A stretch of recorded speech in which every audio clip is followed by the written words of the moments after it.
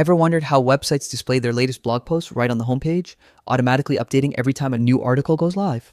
Well, in this quick tutorial, I'll show you exactly how you can integrate and include blog posts in WordPress, even if you're a complete beginner.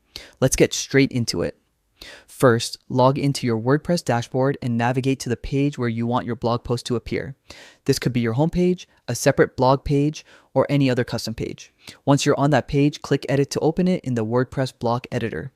Now, inside the editor, click the plus icon to add a new block. In the search bar that appears, type latest posts. When it shows up, select it.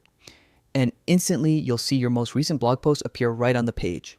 Here's where the magic happens. You can fully customize how those posts look. From the block settings on the right side, you can adjust the number of posts displayed, choose between a list or grid layout, and even filter which categories show up. Want to hide post dates, author names, or featured images? You can toggle those options on or off too.